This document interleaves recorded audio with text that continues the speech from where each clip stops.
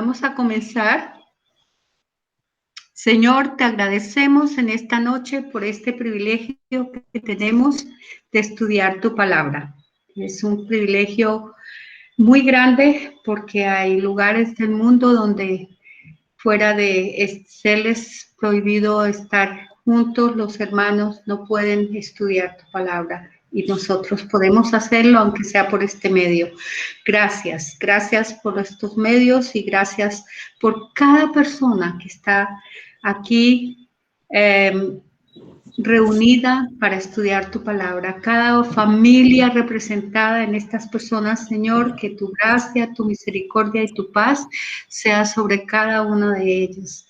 Y que la presencia de ese Cristo glorioso que vamos a estudiar en el Evangelio de Juan, de ese Cristo eterno, de ese Cristo que entregó todo para nuestra salvación, esté en nuestros corazones y pueda guiarnos por su Espíritu Santo en cada paso de este estudio. Señor, enriquece nuestras vidas al abrir tu palabra, al meditar en ella y también cuando miramos todas las cosas que forman parte del pensamiento de este libro tan hermoso. Bendecimos tu nombre, Señor, porque eres bueno y porque tu misericordia no tiene límites. En el nombre de Jesús oramos. Amén. Bueno, vamos a dar un pequeño repasito de lo que, de lo último que vimos en la clase pasada, en la lección pasada. Y mirando en Juan 1 a 17, en el libro que les enviamos para que ustedes también lean o escuchen y se enriquezcan más también del pensamiento de otras personas sobre el Evangelio de Juan. Espero que todos aprovechen esa herramienta, ese texto allí es una herramienta y espero que todos lo aprovechen porque vale la pena. Y a mí me gustó mucho algunas de las cosas que él dice del pasaje, pero sobre todo me gustó que la exposición que dio sobre el logos. Y luego vamos cuando lleguemos al punto de comenzar ya en la escritura, la exposición del Evangelio de Juan, entonces yo les voy a leer algunas cosas que me llamaron la atención de lo que él está diciendo. Bueno, entonces miremos el contenido de lo que vamos a ver. En primera instancia, Ivoncita, ¿puedes poner ya la presentación? En primera instancia, tenemos algunos aspectos generales que no debemos olvidar en el Evangelio de Juan. Y es porque el contenido mismo del Evangelio de Juan tiene como propósito, todavía no es eso, tienes que devolverlo más, ahí. ¿Puedes pasarla? Entonces, eso sí, algunos aspectos generales que tratan del contenido. Esto que voy a mencionar hoy ya lo dijo Luis, lo mencioné yo la vez pasada y lo voy a mencionar de nuevo, porque el estilo mismo que usa Juan, la forma como él hilvana los pensamientos a través de todo el libro y la teología tan sólida que le coloca a todo lo que él enseña, su exposición sobre el Hijo de Dios, nos lleva a tener en cuenta estas cosas, porque una cosa que tenemos que recordar es que Juan no escribió al mismo tiempo de los otros evangelios, escribió bastantes años después. Él estuvo primero en Patmos y después en el año 98, los evangelios fueron escritos entre el año 40 y 50, y en el año 98 Por favor, dejen entrar a ese alguien que quiere entrar, Luzmila Salas. Ya. En el año 98, más o menos, se escribió el Evangelio y él estaba en otro medio, aunque él seguía siendo judío, él estaba en un medio griego, en un medio helenista, y por muchos años, fíjese, había estado en Patmos y ahora está otra vez en Éfeso, había estado en Éfeso, en Patmos y otra vez en Éfeso, y él escribe, creen muchos, esto no es comprobado, que por insinuación de las iglesias de Asia Menor, él escribe el Evangelio. Y entonces, lo que aparece también en las exposiciones de Juan es una presentación que los griegos, los helenistas, siento que no escriben los términos de ellos para darle gusto a ellos, sino él siendo judío y siendo Jesús judío también, realmente él está escribiendo en tales términos que ellos podían entenderlo y que podían entender el mensaje de la salvación. Por eso me encanta esto. Y tuvo que lidiar principalmente con tres aspectos. Los hemos expuesto en las 3 clases con hoy. El gnosticismo, que entre otras cosas pensaba que la materia era absolutamente mala, que Dios estaba tan distante, pero tan distante del hombre, en unas emanaciones tan lejos que era imposible que el hombre se contactara con Dios, ¿no? Y entonces había una serie de emanaciones que se acercaban más y más al hombre. Por eso el Dios que ellos pensaban que era creador no es el mismo Dios, el Dios de la eternidad, en que ellos pensaban, porque ese estaba tan lejos. Por eso ellos podían vivir como les daba la gana, porque Dios pues estaba tan lejos que qué se iba a ocupar de las cosas del hombre. El gnosticismo creía que la materia era mala y por lo tanto Dios era espiritual y no podía contactarse tampoco con el hombre. Y de toda esta corriente había varias subcorrientes, y una de ellas era la secta de Cerinto, que fue uno que vivió más o menos en el tiempo de Juan, y era un dolor de cabeza, ¿no? Él decía que Jesús de pronto sí vivió, pero ese no era Dios. Pero después decía, no, él no fue humano, él solo fue una aparición. Y no fue ni Dios ni hijo de Dios, mucho menos creador, mucho menos luz. Entonces él desmentía, aunque creía que sí de pronto había vivido un Jesús que vino a crear una nueva corriente, pero que no tenía nada que ver con el Dios de los gnósticos. Entonces luchaba con las corrientes gnósticas.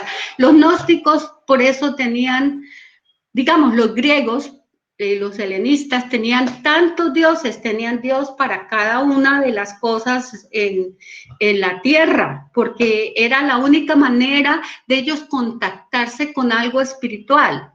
Entonces tenían el dios del viento, el dios del viento, el dios de los borrachos, el dios del agua, el dios del sol, el dios de cada cosa. Y todo esto formaba una serie muy complicada de pensamientos. Bueno, vamos a ver cómo Juan, en el mismo capítulo 1, le da un golpe bastante fuerte a ellos y los pone en su sitio. No, realmente Juan los ubica. Y otra cosa que él ubica es el juanismo, que yo les había dicho que desde que Juan salió del desierto y empezó a predicar y a bautizar. Por eso le pedí a Martica Sánchez que dentro de 8 días nos hable de la biografía de Juan el Bautista. Muy interesante, pero muchos que Juan bautizó y que seguían sus predicaciones, nunca lo quisieron dejar. Y cuando esparcieron la gente que había creído en Jesús, también el juanismo fue esparcido. Y es como, por eso que en Hechos 18 aparece un hombre que era helenista, pero que se había convertido, pero él era bautizado solo en el bautismo de Juan, y él enseñaba de acuerdo a lo que Juan había enseñado, y era Apolos, que era un hombre muy importante, muy interesante. Eso está en Hechos 18. Pero en el capítulo 19 y el verso 3 del libro de los Hechos, el apóstol Pablo encuentra un grupito que les pregunta, ¿ustedes reciben el Espíritu Santo? Y dicen, no, nosotros somos bautizados en el bautismo de Juan. Y es allí donde él comienza realmente a explicarles, a enseñarles el camino de Jesús y cómo convertirse realmente. Ellos seguían las enseñanzas de Juan, pero una conversión propiamente dicha a Jesucristo no la tenían. Por eso es que el Evangelio de Juan, Juan mismo, desde el comienzo del Evangelio, comienza colocando la misión de Juan el Bautista en su lugar. ¿Qué vino a hacer? ¿Cómo lo hizo? ¿Y por qué lo hizo? Eso también es muy importante. Bueno, la siguiente diapositiva ya nos habla de qué no se encuentra en el Evangelio de Juan, qué cosas que no están en el Evangelio de Juan y son muy interesantes en los otros evangelios. No está la infancia de Jesús. La infancia de Jesús la encontramos en Lucas capítulo 2.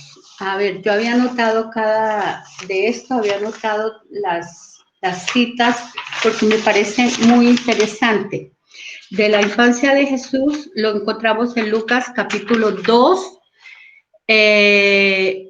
Pues todo, desde el capítulo 1 está la anunciación a del nacimiento de Juan el Bautista, la anunciación de Jesús y la infancia de Jesús hasta que Jesús fue adolescente, encontramos en Lucas. En Mateo encontramos cuando el ángel habla con José, encontramos la persecución de Herodes y la huida a Egipto. También lo de los magos. Luego la persecución de Herodes y la huida a Egipto.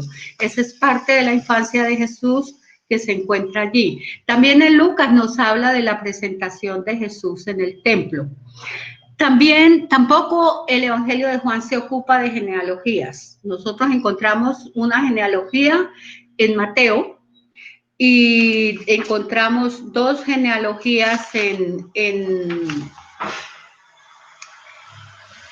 los Evangelios, una en Mateo capítulo 1 y una en Lucas capítulo 3.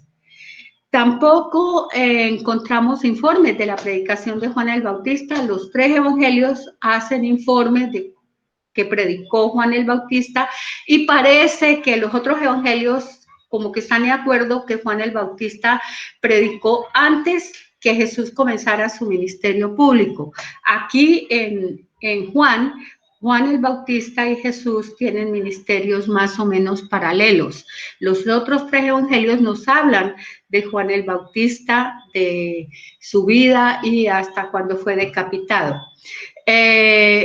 No nos hablan de la tentación está en Mateo 4 y en Lucas capítulo 4, ni del sermón de la montaña que está en Mateo capítulo 5 al 7, tampoco de la comisión de los 12 ni el llamamiento. Hay el llamamiento de unos discípulos en el capítulo 1, pero no está la lista como en los otros evangelios.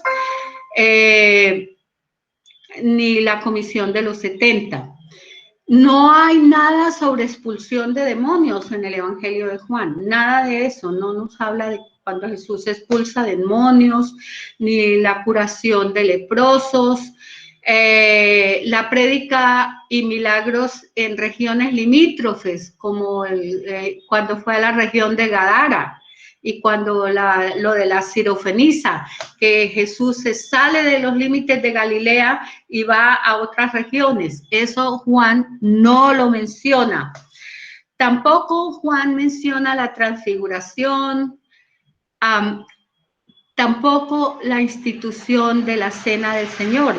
Y allá en las predicaciones no predica sobre el reino, eso lo hace Mateo, ni algunas de las parábolas tan interesantes como Lucas nos da del el samaritano, que es una de las parábolas hermosas, también de las tres perdidos, que es la oveja perdida, el hijo perdido y la moneda perdida, donde en el medio tenemos el hijo perdido, que lo llamamos generalmente el hijo pródigo.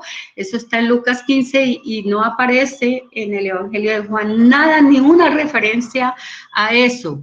Entonces, no hay esas referencias en el Evangelio de Juan. Pero en el Evangelio de Juan tenemos entonces que él presenta un evento o un milagro y un discurso largo.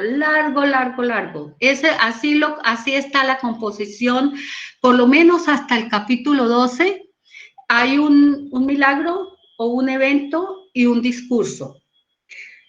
Los judíos que están siempre rodeándole generalmente son los que le persiguen para encontrar información y acusarlo. Entonces, la palabra judíos en el Evangelio de Juan es una palabra que nos dice que ahí están los que quieren hacerle daño a Jesús, más o menos así. Y luego sigue un gran discurso y el propósito de esos discursos, del evento y los discursos, porque yo quiero que cuando entremos al Evangelio de Juan no tengamos que estar explicando estas cosas, sino que ya ustedes las saben y entran ya con la expectativa de qué fue lo que pasó en el evento y qué fue lo que pasó en el discurso. El evento que escoge Juan, que puede ser un milagro o un evento como el capítulo 7, que fue la fiesta de los tabernáculos, el evento, pero en el capítulo 9, que es el ciego de nacimiento. Entonces, el evento y luego viene un gran discurso donde hay una gran controversia, pero la finalidad de Juan es mostrar a Jesús predicando sobre él y su gloria. Por eso, al fin y al cabo, él quiere mostrar su gloria. Desde el principio dice, y Jesús vino y mostró su gloria. Entonces, un gran discurso o un evento o un milagro y un gran discurso donde hay mucha controversia. Así está organizado el Evangelio de Juan. Y algunos de esos discursos, como el del capítulo 5 y el del capítulo 7, son discursos bastante agresivos y fuertes, donde Jesús y los discípulos se tratan con bastante crudeza. Bueno, eso en cuanto a lo que tiene el Evangelio de Juan y cómo está organizado. Él no se pone a contar todo lo que Jesús hizo, no. Él organizó los 12 primeros capítulos, del capítulo 2 hasta el 12, que fue su ministerio público, lo organizó así: discurso o evento o milagro y un gran discurso. Perdónenme que me estoy trabando. Bueno, ahora tenemos el propósito del libro. El propósito del libro que debemos aprendernos de memoria está en Juan 20:31. Dice, pero estas se han escrito para que creáis que Jesús es el Cristo, el Hijo de Dios, y para que creyendo tengáis vida en su nombre. Y este versículo tan conciso, cada palabra tiene un gran significado y redondea no solo qué quiere Juan que veamos a través del Evangelio de Juan. Esto se ha escrito para que crean, aunque ya muchos habían creído. Sin embargo, para que todo el que lea el Evangelio crea. Por eso es que lo utilizan tanto en el evangelismo, porque es que nos presenta al Cristo Redentor vez tras vez, tras vez, tras vez. No el Cristo Redentor de Jesús, sino el Cristo eterno, el Hijo de Dios que vino y se encarnó, se hizo hombre para redimir al hombre. Y dice, pero estas se han escrito para que creáis que Jesús es el Cristo. Y noten ustedes, Jesús es el nombre histórico del Señor. En hebreo sería Josué o Josué, y entonces significaría como algo así como Salvador, o significaría Salvador.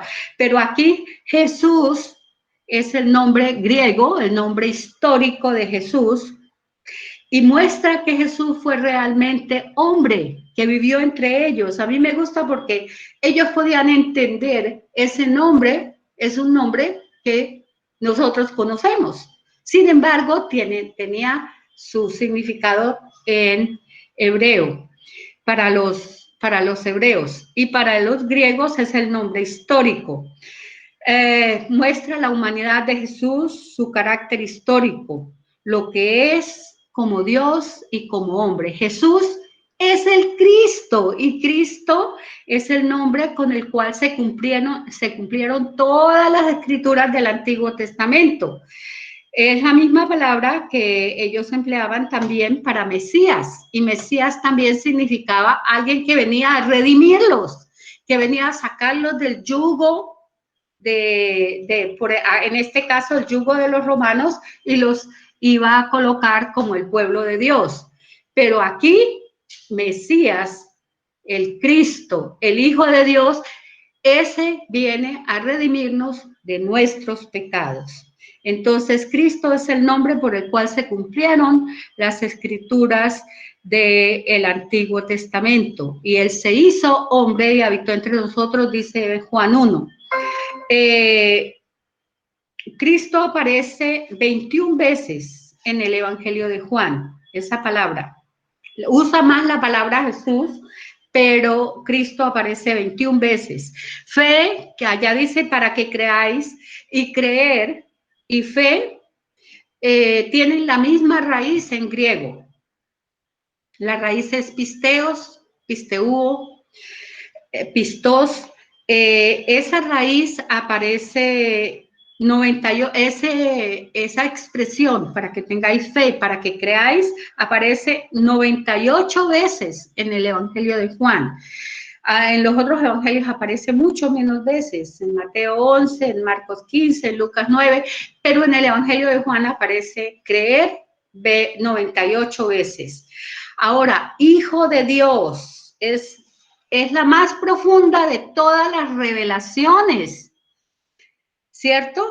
Que Cristo es el Hijo de Dios, es el Hijo del hombre, porque nació, se humanó, pero es el Hijo de Dios, y lo vamos a ver ahora que entremos ya a estudiar esa parte del Evangelio de Juan, los 3 primeros versículos.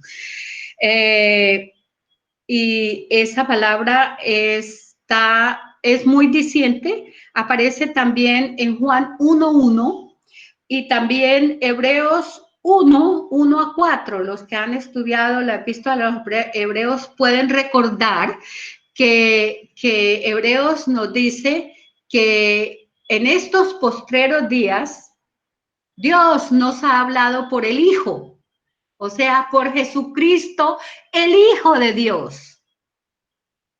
Por quien asimismo hizo al universo, por quien fue creado todas las cosas. O sea, antes hablaba a los padres por los profetas. Eso ya quedó atrás.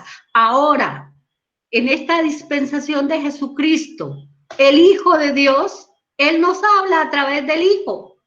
Es Cristo, el Hijo de Dios, es quien comunica, el que trae al Padre a nosotros. Por eso él dice en el Evangelio, el que me ha visto a mí, ha visto al Padre. El que cree en mí, cree en el Padre. Y el Padre le ama, y el Padre está con él. Entonces es bien interesante eso.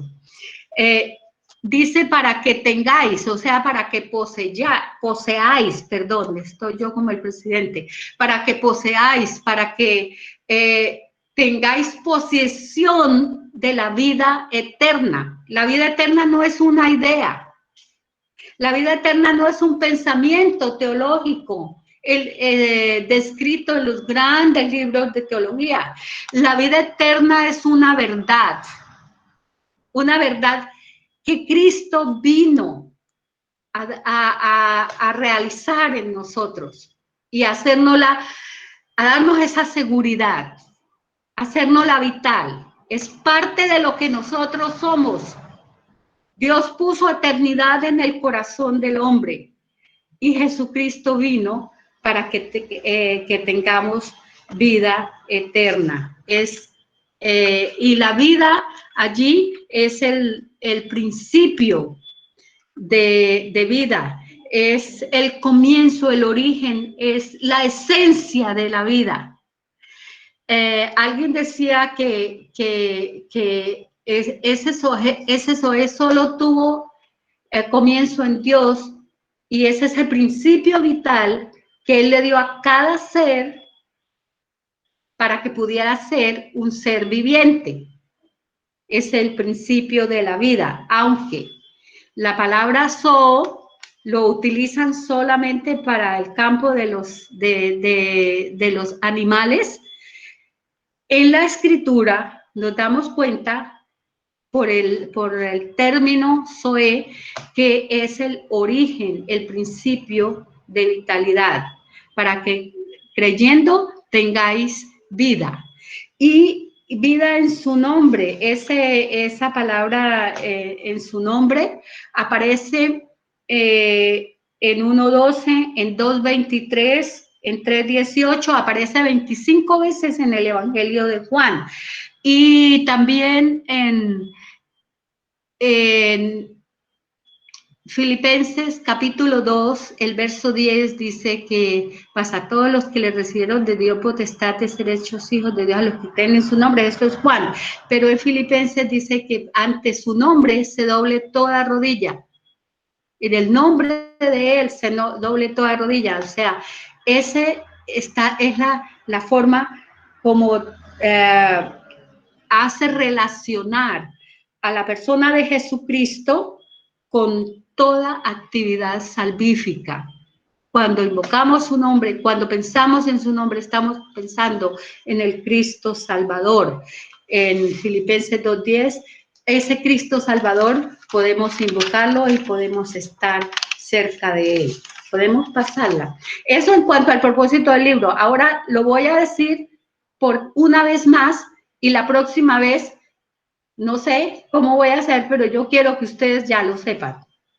Estas, empero, se han escrito para que creáis que Jesús es el Cristo, el Hijo de Dios, y para que creyendo tengáis vida en su nombre. Es el propósito del libro. Pero estas se han escrito para que, estoy diciendo lo de la Biblia más antigua, pero estas se han escrito para que creáis que Jesús es el Cristo, el Hijo de Dios, y para que creyendo tengáis vida en su nombre. Es hermoso. Bueno, ahora sí, vamos a seguir adelante. En el Evangelio de Juan también, esta es otra cosa muy distintiva del Evangelio de Juan. Estoy diciendo las cosas más distintivas en el Evangelio de Juan, ¿no?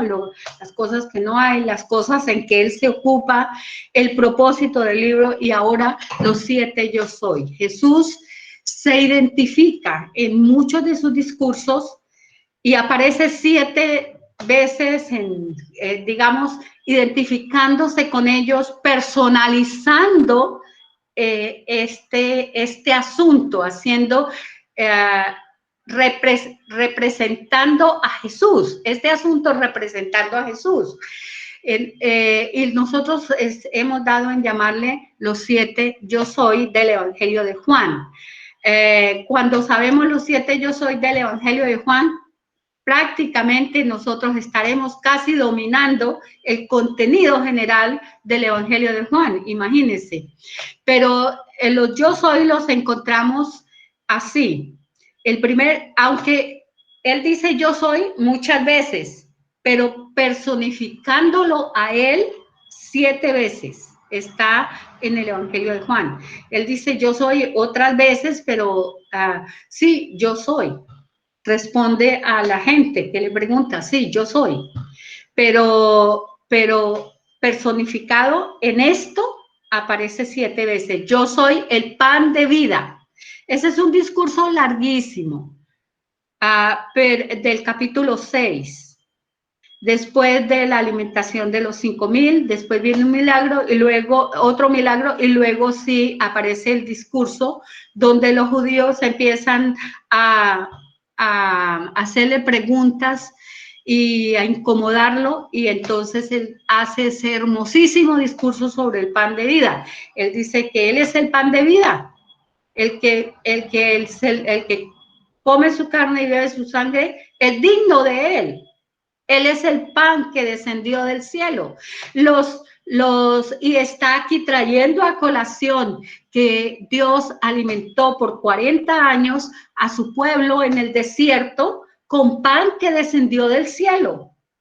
Y cada vez que caía ese pan significaba que ellos continuaban con vida y que Dios estaba cuidando de ellos. En el Señor Jesucristo tenemos la vida eterna, y tenerlo a Él es tener la vida. Entonces, el ser el pan de vida es grandioso. Cuando lleguemos allá voy a dar un poquito, o ampliar un poquito más la exposición, pero lo que significa es eso: comer su carne es meterlo en la vida. Póngase a pensar en el proceso digestivo. Comer y beber las 3 alimentos en el día, o las comidas que comemos en cada día, es darle vida al cuerpo físico. Tener adentro. Efesios dice que Cristo hace de nosotros su morada. Efesios capítulo 3. Pero en este caso él dice, métanme en su vida como pan. Entonces, tenerlo adentro y que circule por todo nuestro ser es la vida de Cristo en nosotros. Y esa vida se queda ahí para bendecirnos, para ayudarnos a crecer, para hacer de nosotros seres diferentes, nuevos, con todos los errores y los defectos que tiene el ser humano. Sin embargo, el tener a Cristo metido en la vida nos asegura la vida eterna y nos asegura vida diaria en Él. Es muy bonito. Yo soy la luz del mundo. El segundo yo soy está en el capítulo 8. Algunos creen, y aquí voy a hacer una pequeña digresión, algunos creen que ese discurso de la luz del mundo, que también aparece en 9:5, solamente mencionado, no está en el contexto de lo que pasó en el capítulo 8, sino en el contexto de lo que pasó en el capítulo 9, que es cuando él le da la vista a un ciego de nacimiento. Y entonces, que ese gran discurso sobre la luz del mundo, yo soy la luz del mundo, el que me sigue no andará en tinieblas, sino tendrá la luz de la vida. Y esa exposición sobre el fotó, sobre la luz, que también nos trae a colación la creación, ¿no? Dios tiene una luz propia, especial, que vino al mundo en Jesucristo para darnos a nosotros la iluminación de la vida. Y el gran discurso después del ciego de nacimiento, muchos de los comentaristas creen que debe ser este discurso sobre la luz. Entonces, el tercero, yo soy el buen pastor. Ese discurso es hermoso, ¿cierto? Yo soy el buen pastor, el buen pastor, su vida da por las ovejas, y nos hace pensar en el Salmo 23, ¿no? Jehová es mi pastor, nada me faltará, y cómo los lleva por delicados pastos. Ese buen pastor, que aunque venga el enemigo, él estará allí. Él dice, el que no es el pastor de las ovejas, no le importan las ovejas, pero a mí me importan y yo doy mi vida por ellas. Y luego, para rematar, él personifica otro yo soy como la puerta. Yo soy la puerta de las ovejas. Porque dicen que los corrales donde entraban las ovejas por las noches y en el invierno tenían una puerta muy pequeña, apenas sí cabía una ovejita cada vez, tan, entraban las ovejitas. Entonces, cuando todas estaban adentro, el pastor se acostaba en la puerta. El ladrón dice, entra por los lados, porque para entrar por allí no podía, porque despertaba al pastor. Y por eso él personifica, cuando yo estoy en el corazón, el enemigo no puede entrar y dañarlos. ¿Ve? Esa lección es hermosísima también, la lección de la puerta. Otra personificación que hace Jesús con motivo de la muerte de Lázaro está en Juan 11:25, donde dice, yo soy la resurrección y la vida. El que está en mí, aunque esté muerto, vivirá. ¿Quién no se sabe ese pasaje? Yo creo que todos ustedes se lo saben. Yo soy la resurrección y la vida. Entonces él personifica la resurrección. El Cristo nuestro es un Cristo resucitado. Y él ahí estaba anunciando, él es la resurrección. Aunque Lázaro resucitó y volvió a morir, cuando él resucitó, fue al cielo para estar con nosotros. Él es la verdadera resurrección y él es la vida. Él es el verdadero Zoé, él es el principio de vida que nosotros tenemos en nuestro corazón. Y luego otra personificación que hace esto, ahí termina en las Yo soy del Ministerio Público en el capítulo 11. Y en el capítulo 14, él hace otra personificación ya hablando privadamente con sus discípulos cuando él les está dando de su propio ser, de su propio corazón, las últimas instrucciones, los últimos 3 o 4 días que le quedan con ellos. Él está diciéndoles, yo soy el camino, la verdad y la vida. Y un verdadero discípulo de Jesús no va a caminar por ninguna otra forma de pensamiento, no va a caminar por ninguna secta, no va a caminar por explorar ninguna otra forma de doctrina que no sea la palabra de Dios, porque Jesucristo es el único camino para llegar al Padre. Él es la única verdad esencial. El único que no se ha equivocado, el único que no mintió jamás, el único que no nos mintió. Y por eso Él es la verdad personificada. Y Él es la vida, como Él ya ha dicho antes, en el pan de vida. Él es la vida. Él es el principio vital. Eso está en Juan 14:6. También yo creo que la mayoría de creyentes se conocen ese evangelio, ¿no? Ese versículo. Yo soy el camino y la verdad y la vida. Nadie viene al Padre sino por mí. Inclusive a los cuadros de los 2 caminos inspirados en ese versículo, ¿no? Él es el verdadero camino. Y la última personificación que él hace de sí mismo es también en la reunión con sus discípulos, en la intimidad con ellos, en la alegoría que él hace de la vid.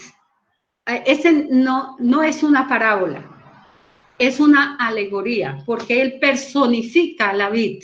La vid es él. La raíz es, la vid es la planta, la raíz es Dios mismo. Y la planta recoge y lleva la savia a toda la vid, recoge y lleva la savia a todas las hojas, las ramas y los frutos, los pámpanos, como dice él. Entonces yo soy la vid verdadera, vosotros sois los pámpanos y los pámpanos deben llevar fruto. Ese es parte de la esencia de la iglesia que él está enseñándoles, como yo les voy a repasar cuando lleguemos a los capítulos de esos sermones íntimos de Jesús con sus discípulos, cómo es la esencia de lo que debe ser la iglesia de Jesucristo. Bueno, esos son yo soy el pan de vida, la luz del mundo, yo soy el buen pastor, yo soy la puerta de las ovejas, yo soy la resurrección y la vida. En el ministerio público, en el ministerio privado, yo soy el camino, la verdad y la vida, y yo soy la vid verdadera. Los 7 yo soy del Evangelio de Juan. Bueno, eso, y la mayoría de ustedes conocen los versículos que están ahí. Ahora, miremos cuál es el bosquejo general que tenemos en el Evangelio de Juan. El bosquejo general del Evangelio de Juan, tenemos primeramente el prólogo. En el prólogo de los versículos 1 al versículo 18, esa parte forma el prólogo. Y el prólogo tiene 3 partes. La primera parte del prólogo son presentaciones. Juan, el apóstol Juan, nos presenta al Verbo eterno de Dios, al Hijo de Dios, en Juan 1, 1 a 5. Pero también nos presenta a Juan el Bautista y su misión especial. La presenta aquí y luego la misión después en la introducción del libro. Pero aquí nos presenta a Juan que él no era la luz, él solo vino a dar testimonio de la luz. Es lo que dice de Juan, ¿no? En los versos 6 y 8. Y el Verbo se hizo carne, habitó entre nosotros, vimos su gloria, y a los que le recibieron les dio capacidad de ser hechos hijos de Dios, a los que creen en su nombre, los que no son engendrados de carne, sino de Dios. Eso corresponde al prólogo. Entonces, en el prólogo de Juan hay 3 aspectos. El Verbo eterno, o sea, Jesucristo en la eternidad. Luego, Juan presenta a Juan como el testigo, el primer testigo de que Dios escogió para que viniera al mundo y diera testimonio de la luz. Y luego presenta la segunda parte ya del verbo, que es el verbo humanado. El verbo divino en la eternidad y el verbo hecho carne para salvar a la humanidad. Eso es el prólogo del Evangelio de Juan. 1, 1 a 5, el verbo eterno.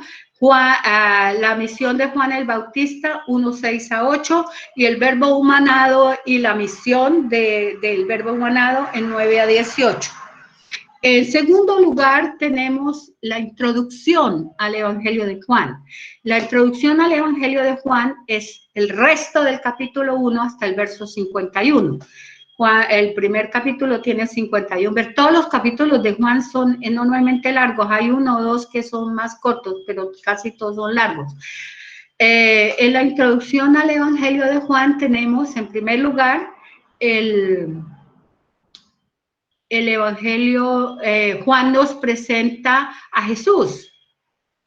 Nos da testimonio de Jesús en ese hermoso versículo que dice que he aquí el Cordero de Dios que quita el pecado del mundo, y muestra a Jesús, y empieza en ese aquí el Cordero de Dios empieza una semana del ministerio de Jesús junto con Juan el Bautista. Es que es muy interesante en el capítulo 1, y ahí vienen los primeros discípulos del verso 35 hasta el verso 51. Entonces, desde el verso 19 hasta el verso 51 hay una semana en la vida de Jesús, alternando con el ministerio de Juan el Bautista. Es bien interesante eso. Pasémosla, Ivoncita. Tenemos luego el tercer punto en el Evangelio de Juan, es el ministerio público de Jesús. Yo creo que ya ustedes lo saben, porque lo he mencionado muchas veces.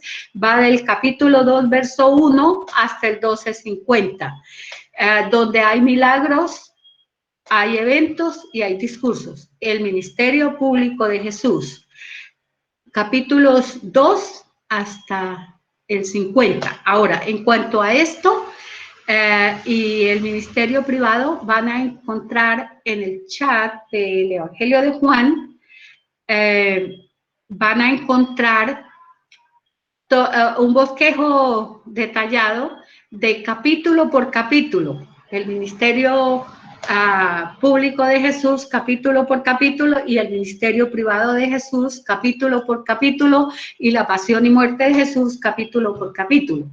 Entonces tenemos que el ministerio privado de Jesús, a este ministerio público ocupó 3 años de la vida de Jesús, larguitos, y el ministerio privado de Jesús con sus discípulos entre 3 y 4 días solamente. Entonces es menos de una semana lo que sucede en Juan 13, 1 hasta el 17, 26.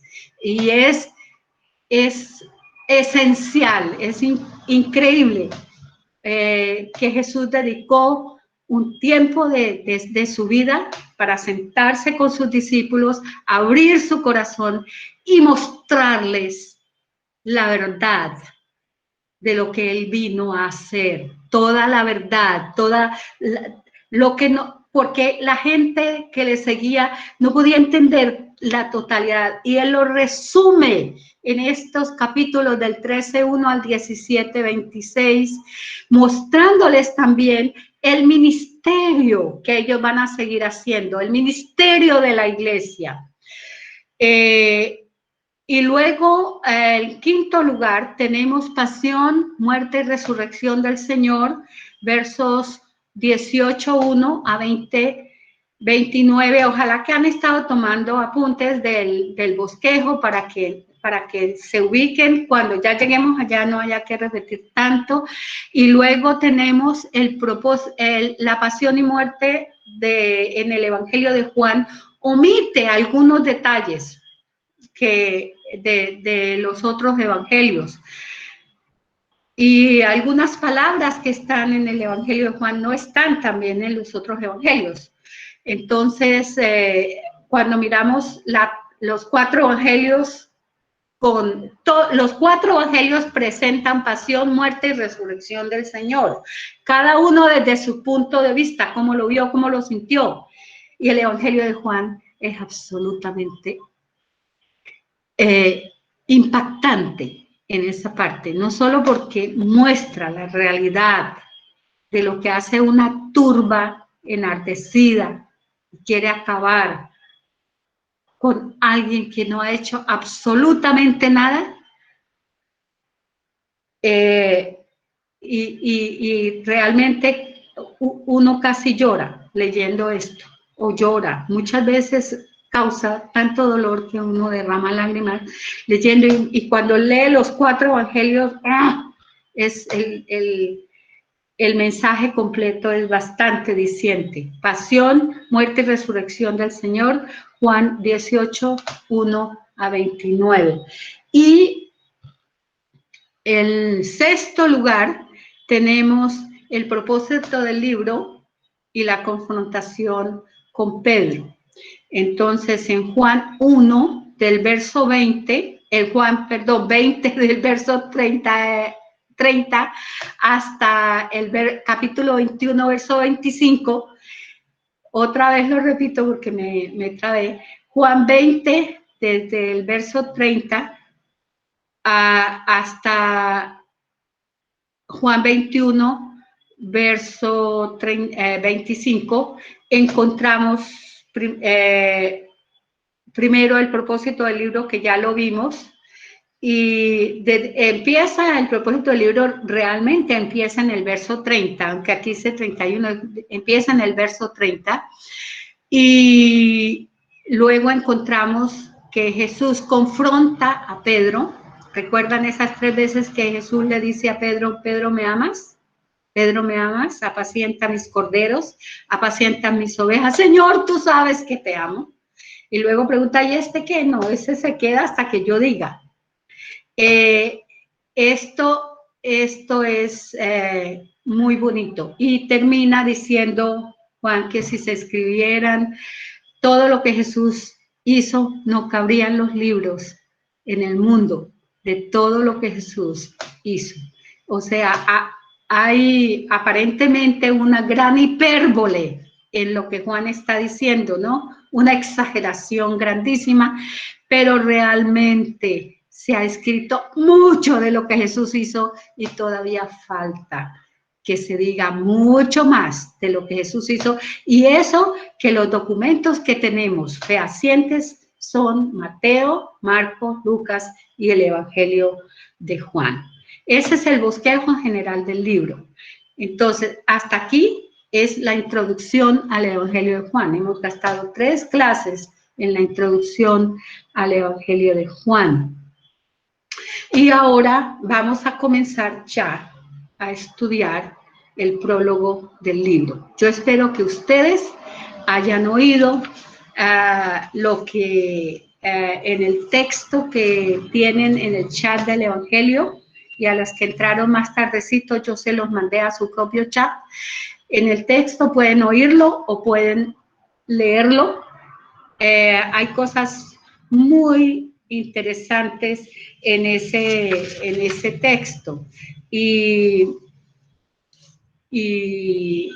hay cosas que yo no digo en la clase que les enriquecen a ustedes también. Entonces, por favor, yo no estoy siguiendo ese texto al pie de la letra, yo lo leo para saber qué están leyendo ustedes, para encontrar de pronto aclaración a algo también, pero para ustedes es muy bueno que no dejen, por eso me gustó que estuviera en audio, porque algunos van manejando y pueden escucharlo.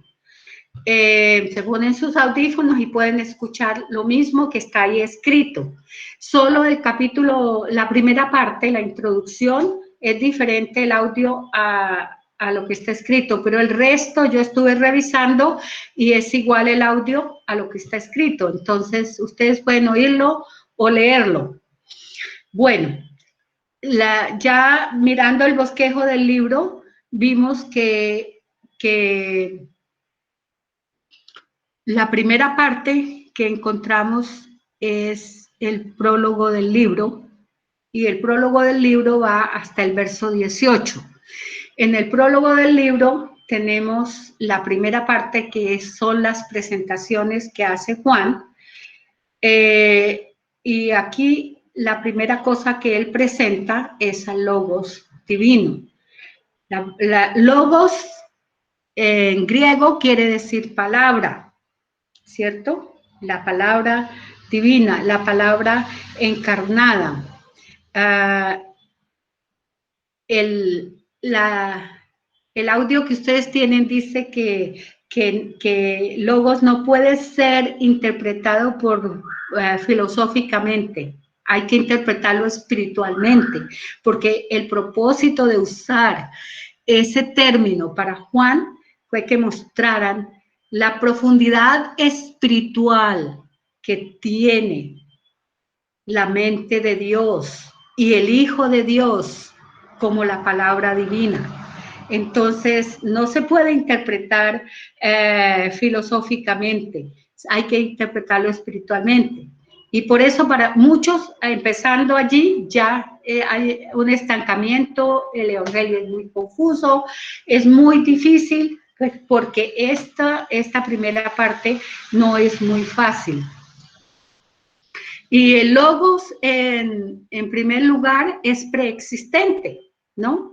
Allí es un logos en la eternidad. En el principio, cuando el principio, en Génesis 1:1, fue la creación del mundo, en ese principio ya era el verbo. ¿Qué quiere decir? Ya era preexistente. No tiene comienzo en el tiempo. Hay una dimensión del tiempo representada en la preexistencia de Cristo, pero esa dimensión no tiene límite. El tiempo de Dios y la eternidad. Antes que el mundo fuera, Él fue. Y lo plasma también, lo dice Pablo en Colosenses capítulo 1, ¿no es cierto? Por Él fueron creadas todas las cosas, sin Él nada de lo que ha sido hecho fue hecho, porque la palabra es preexistente en la eternidad. Entonces, la dimensión de tiempo para la existencia de Cristo es la eternidad. No tuvo principio. Cuando el mundo fue, ya Él existía. La segunda frase que hay allí es, en el principio era el verbo. Él existe desde la eternidad. Cuando se creó el mundo, Él es la palabra creadora de Dios en la creación. Él estaba presente en la creación, pero Él ya era en la eternidad.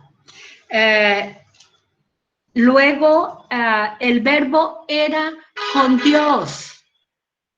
Hay una sensación de espacio porque nuestro lenguaje es así. En nuestras limitaciones nosotros vivimos en un tiempo, en un espacio y en una naturaleza humana. Y entonces, mirando este pasaje, la dimensión del tiempo es la eternidad. Antes de todo, Él ya existía y no tiene límite. La dimensión del espacio era con Dios. O sea, tenía un espacio en la gloria con Dios. Punto. Así es como dice, ¿no? El verbo era con Dios. Ese era su espacio. Allí permanecía. Era el Hijo de Dios. Era Dios mismo. Era la palabra que el Padre utilizaba para la creación. Él estaba presente en la creación. Cuando iba a crear al hombre, a mí me encanta leer ese pasaje. Y dijo Dios, hagamos al hombre. Y el plural de Dios allí implica que hay más de uno. Y yo siempre me he imaginado, después de crear el mundo y todo lo que existió o lo que existe en el mundo, y quiere crear al hombre, hace una gran convocatoria divina. El Hijo de Dios estaba presente en la creación mía, en la creación tuya, porque su espacio era con Dios. El Verbo divino estaba allí cuando convocó y dijo, hagamos. Estaba toda la divinidad presente en la creación del hombre. Y tú y yo hemos sido creados de esa manera. Entonces estamos involucrados en este hecho, en el principio con Dios. Y todas, este era en el principio con Dios. Entonces tenemos la sensación del tiempo en la eternidad, la sensación del espacio con Dios, ¿cierto? Porque este era en el principio con Dios. Pero allá, allá dice que este existía desde antes del principio con Dios, que ese es más o menos el sentir de lo que realmente quiere decir esa expresión. Y el verbo era Dios, ¿no es cierto? El verbo era Dios. En el griego dice que, dice, en argénjologo dice, en el principio era el verbo. Kaijologos en prostondeón. Él estaba con Dios. Y el verbo era Dios. Kaideos en jologo. Él era Dios. Entonces, Su naturaleza divina está representada allí. Nuestra naturaleza es humana. Allí, en la eternidad, en el espacio con el Padre Celestial, Él siempre era Dios. Es la Trinidad, ese misterio incalculable que hace posible que nosotros podamos llegar hasta la misma presencia de Dios. Y es gracias al Logos divino, ¿no? Y entonces todas las cosas por Él fueron hechas y sin Él nada de lo que ha sido hecho fue hecho. En Hebreos capítulo 1 dice que Él es el creador de todas las cosas y en Colosenses capítulo 1 también dice que Él creó todas las cosas con la palabra de su poder. Entonces, Él es el creador de todas las cosas. Nada de lo que ha sido hecho fue hecho sino por la palabra divina. Entonces, era un término griego, un término filosófico que tenía la connotación de mente. Entonces, ¿por qué usa Juan ese término? No para usar,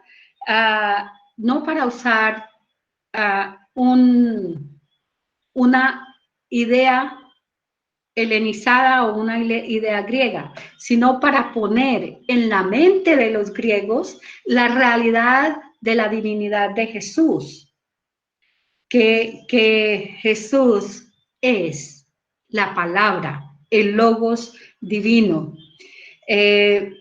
La mente de Dios funde la palabra, así como nuestra mente, nuestra manera de pensar, nosotros no tenemos que pronunciar palabras para tener palabras en la mente, ¿cierto? Tenemos palabras ahí adentro sin estar hablando, porque la palabra existe allí, en todas las cosas. El nombre de las cosas está grabado en nuestra mente. Y no tenemos que estar hablando o escribiendo para tener la palabra en nuestra mente. Entonces, eso era para ellos. Pero este dice, no, la mente divina es la creadora de todo. Es la que hizo todas las cosas. Y nos habla de que el Hijo es la palabra eterna de Dios. Y quiero decir una cosa más para terminar. En una de las Navidades acá me pidieron predicar sobre el significado de la Navidad. Créanme que yo estuve luchando por conseguir el significado de la Navidad en una forma,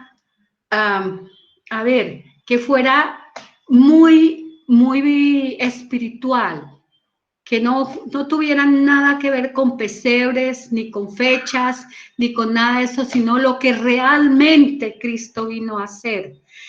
Y hacer algo especial sobre eso es muy difícil porque ya todo el mundo ha dicho de los pastores, de la concepción de María, por el Espíritu Santo, de la lucha de José para recibir a María. Y de repente mi mente voló a este pasaje que yo he conocido y he enseñado en el Evangelio de Juan. Y entonces encontré que el verdadero significado de la Navidad está en que Jesús, que tenía la eternidad, se metió en el tiempo del hombre, ¿sí? Vino y se encarnó, se hizo hombre, se metió en la dimensión del hombre, se hizo una cosa minúscula para entrar al vientre de María, para que ella concibiera al Hijo de Dios y ocupar el tiempo, el espacio y la naturaleza humana. Ese es el verdadero significado de la Navidad. Ese hombre, ese hijo de Dios entró y se hizo hombre. Pero ¿qué pasa? Que cuando Él entra a nuestra dimensión del tiempo, redime nuestro tiempo. O sea, nos permite tener vida eterna. Hace que nosotros regresemos al tiempo de la eternidad. Pone eternidad de nuevo en nuestro corazón cuando Cristo entra a la vida, ¿cierto? Y también Cristo ocupó un espacio en la tierra. Él dejó su espacio en el cielo y Él le dice a los discípulos, en la casa de mi Padre hay muchos lugares para ustedes. Por eso Él vino, para devolvernos el lugar en la eternidad, ¿ve? Ese espacio que habíamos perdido de la eternidad y de la morada celestial, Cristo vino al mundo, se humanó para devolvernos ese espacio y tomó nuestra naturaleza para redimir también nuestra naturaleza humana. Nosotros somos salvos y redimidos desde el mismo momento que encontramos a Jesús. Ese es el verdadero significado de la Navidad. Yo le llamé al sermón, los que oyeron de pronto se acuerdan, la historia de un desarraigado. Y es que Jesús fue desarraigado en su preexistencia, en el tiempo, en el espacio y de su naturaleza divina para entrar a ser hombre y devolvernos a nosotros la eternidad, un espacio en el cielo y devolvernos la imagen de Dios perdida por el pecado. Eso es hermosísimo. Yo quiero dejar hasta aquí.